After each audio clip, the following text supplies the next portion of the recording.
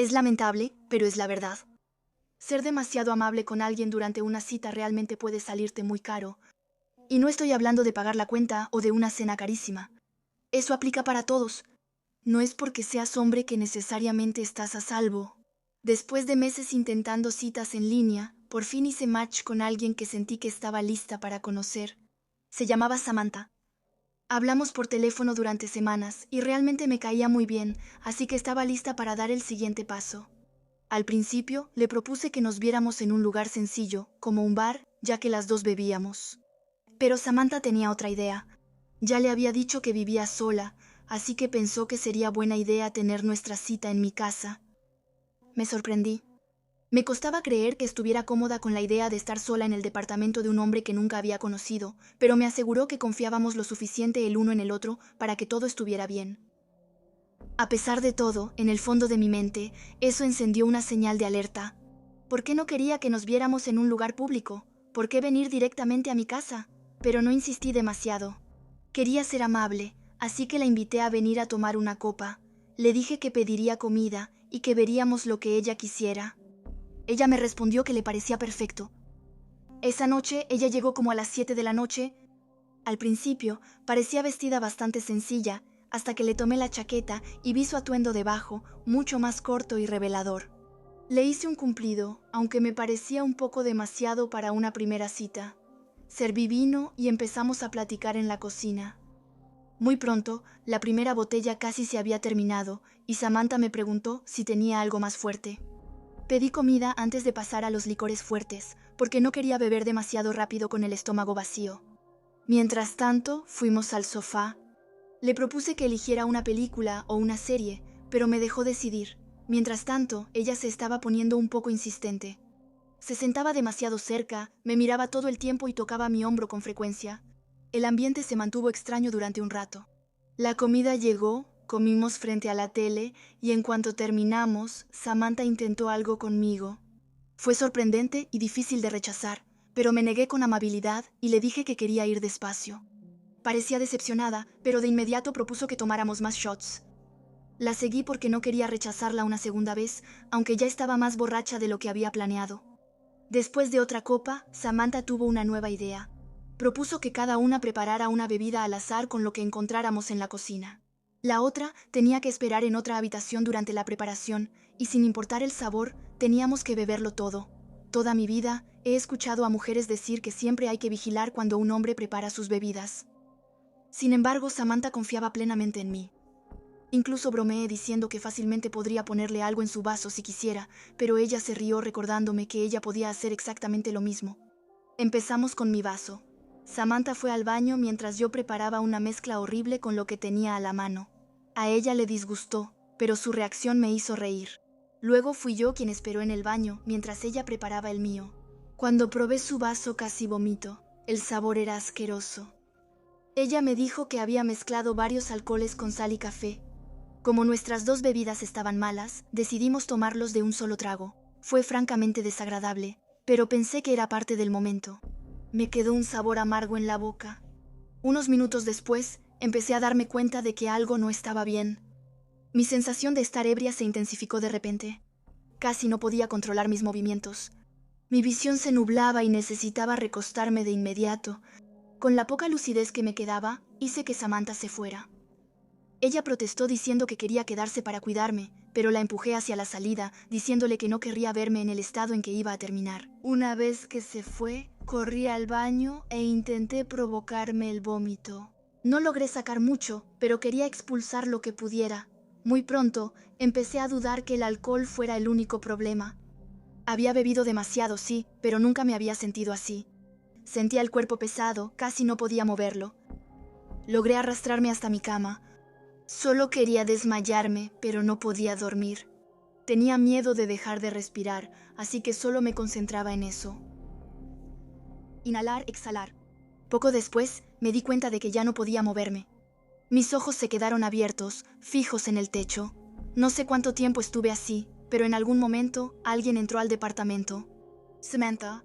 Me sentía tan mal que ni siquiera pensé en cerrar la puerta con llave. Entró a mi cuarto y traté de extender el brazo para pedir ayuda. Creo que mi brazo se movió, pero el sonido que hice debió ser incomprensible. Se acercó a la cama, pero no parecía preocupada. Su rostro estaba vacío, con una ligera ira en la mirada. ¿Ya no era la persona con la que había pasado la noche? Ella no estaba ahí para ayudarme. La escuché decirme que podría matarme si quisiera. Sacó una pequeña navaja de bolsillo y la acercó a mi cara, luego a mi garganta. Intenté moverme, detenerla, hacer algo, pero no podía hacer nada.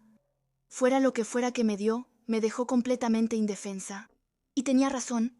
Pudo haberme matado fácilmente. Lo vi en sus ojos, lo estaba pensando, lo deseaba. Sin embargo, por alguna razón que desconozco, guardó el cuchillo y se alejó sin decir una palabra. No sabía si iba a regresar. Una parte de mí todavía esperaba que cambiara de opinión y que me ayudara. Pero nunca la volví a ver. Después de eso, perdí y recuperé el conocimiento durante mucho tiempo. No fue hasta la mañana que pude moverme de nuevo. Cuando salí de la cama, mi departamento había sido completamente registrado. No escuché nada, no vi nada, pero todo había desaparecido.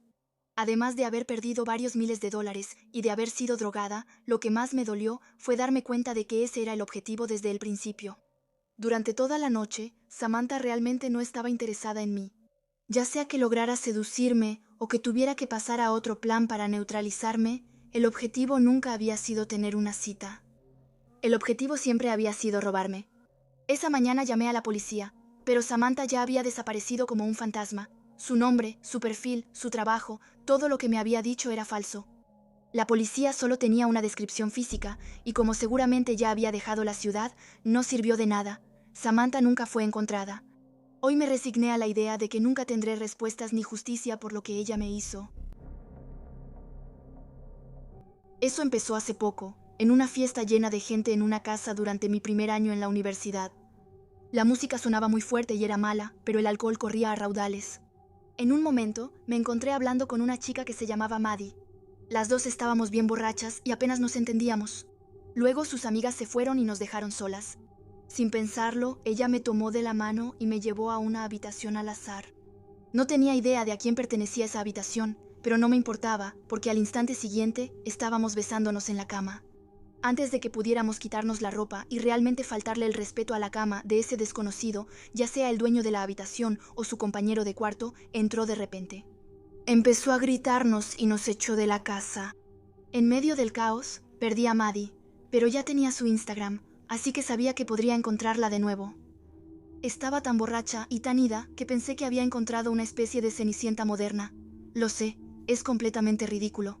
Pero créanme, pagué el precio cuando le escribí esa noche para decirle que ya quería volver a verla. 2 días después, me encontré con Maddie en un bar y empecé a arrepentirme de todas las decisiones que había tomado durante las 72 horas anteriores. Con la mente clara, rápidamente me di cuenta de que Maddie era molesta, inestable y no lo suficientemente linda como para compensarlo. Lo peor es que ya estaba obsesionada conmigo. Durante varias horas, Maddie se emborrachó completamente y me habló sin parar mientras yo me quedaba sentada ahí, sobria y aburrida. Luego, me pidió que la llevara a su casa, lo cual casi me vi obligada a hacer. Pero una vez frente a su departamento, me suplicó que subiera con ella. Sabía que lo que pudiera pasar entre nosotras ahí dentro no sería bueno para ella y tampoco me haría quedar bien a mí. No quería ser ese tipo de chico. Sin embargo, tampoco fui una dama. Estaba tan harta de ella que simplemente le grité cosas feas hasta que salió de mi coche. No fue mi mejor momento, lo sé. Pero una vez más pagué el precio por eso. Esa noche bloqueé a Maddie pensando que simplemente podría olvidarla. Casi funcionó hasta que empecé a verla en el campus. Al principio, solo unas miradas rápidas. Pero empecé a sospechar que me estaba siguiendo. Un día me encontré sola en la gran casa vieja que rentaba con varios otros chicos. Empezaba mi día como al mediodía, comiendo cereal en la cocina, cuando de repente sonó el timbre sin previo aviso. Preguntándome quién podría ser, me puse una camiseta y abrí la puerta. No había nadie, pero en el umbral de la puerta había una servilleta de cóctel sostenida por una pequeña piedra de ajo. Sobre la servilleta había una nota: olvidaste algo. Y al lado había un pequeño palito de café completamente mordisqueado. Me tomó un minuto entender lo que estaba viendo. Luego recordé la forma exacta de ese pequeño palito y cómo terminó así. Venía de mi cita con Maddie en el bar.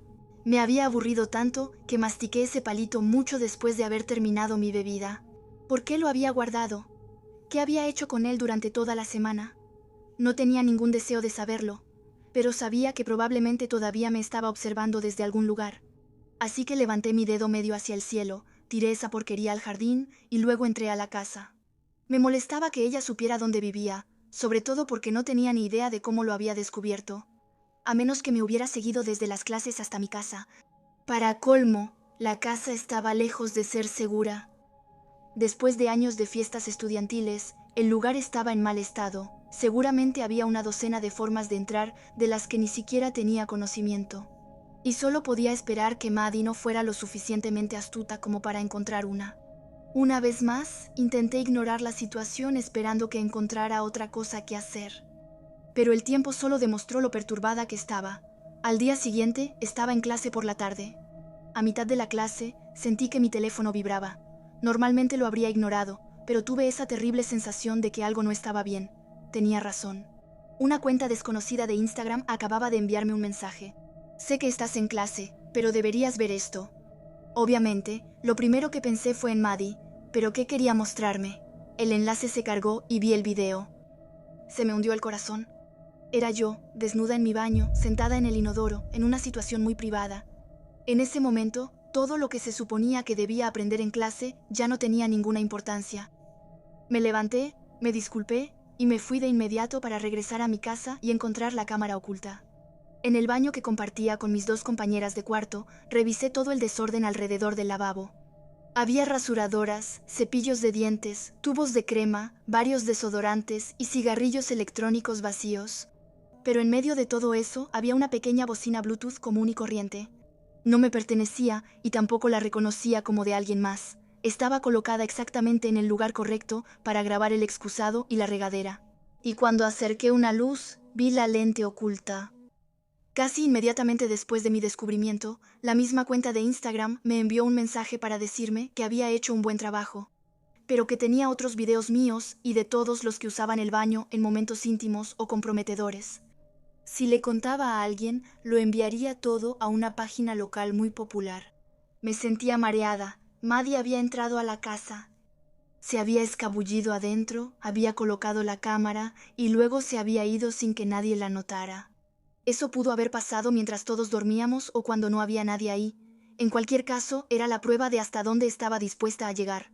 Al final, terminé por quebrarme.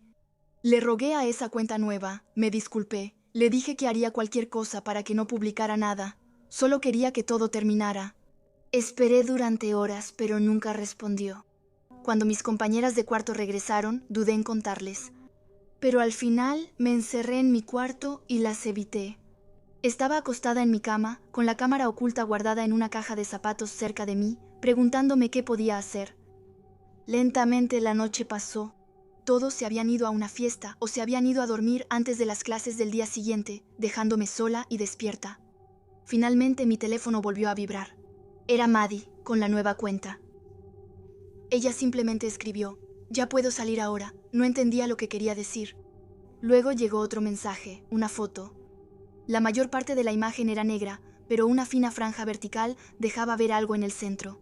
Se veía el pie de mi cama, con las luces encendidas exactamente como estaban en ese momento. Ella se estaba escondiendo en mi closet. Ella había estado ahí toda la noche. Me entró el pánico. Salí corriendo de mi cuarto y fui al de mi compañera de cuarto. Entré de golpe y cerré la puerta con seguro detrás de mí.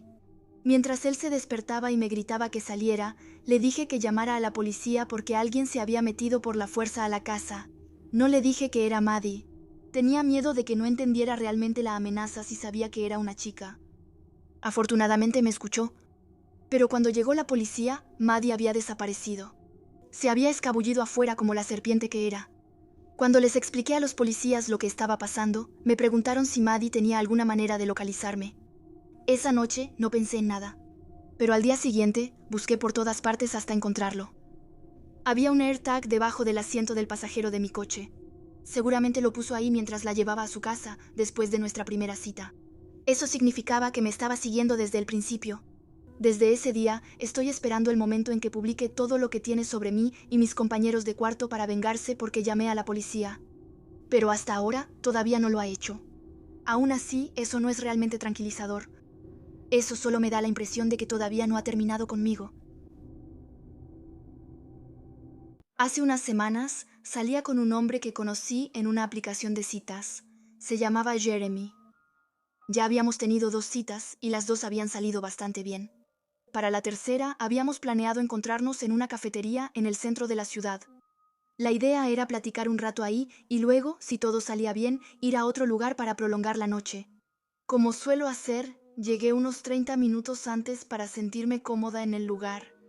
Estaba sentada afuera, esperando a que Jeremy llegara antes de pedir mi bebida, sabiendo que seguramente él querría pagarla. Luego llegó la hora de la cita y él no estaba ahí. 5 minutos después, le mandé un mensaje para preguntarle si iba a llegar tarde. No recibí ninguna respuesta. Pasaron 10 minutos más y empecé a sentirme un poco molesta, pero traté de mantenerme paciente para no parecer demasiado insistente. Sin embargo, debí haber dejado ver mi estado de ánimo porque justo cuando Jeremy llevaba oficialmente 1 hora de retraso, otro hombre se acercó a mi mesa y empezó a conversar conmigo.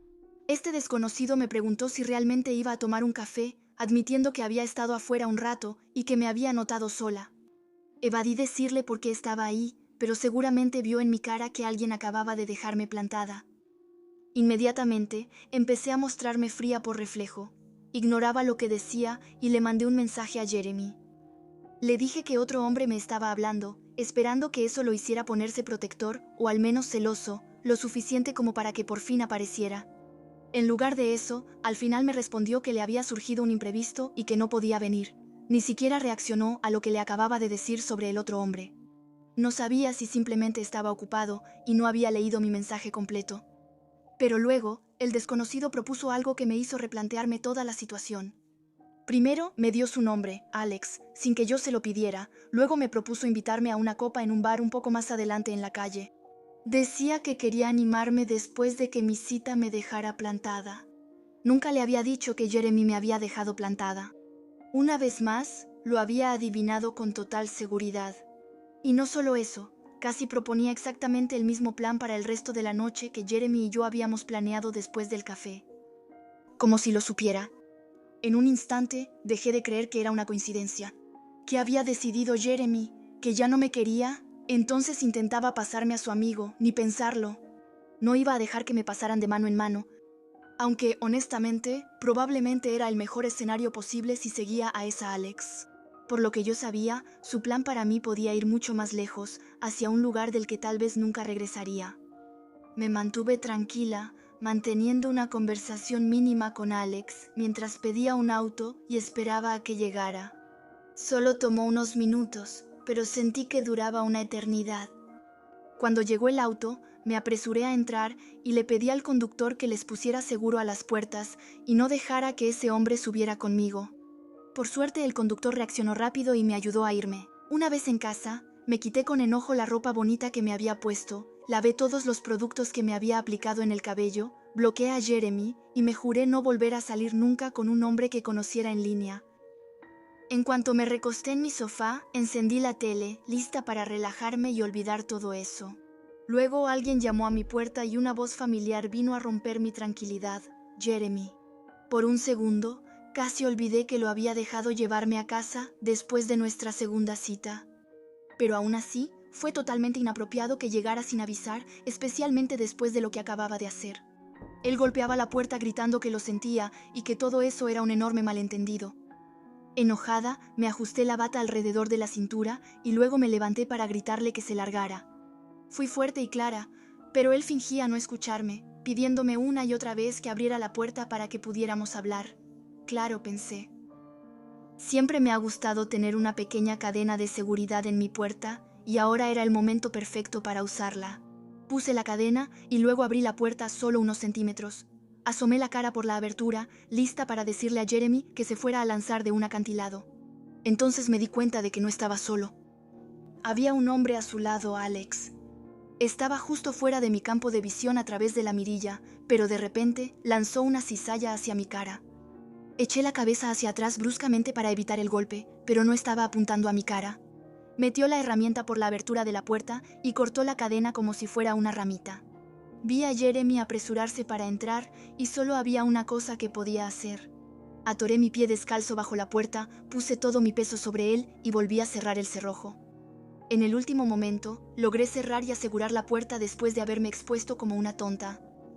Ambos intentaron de nuevo forzar la entrada, gritándome que abriera, pero habían perdido su oportunidad por apenas un segundo.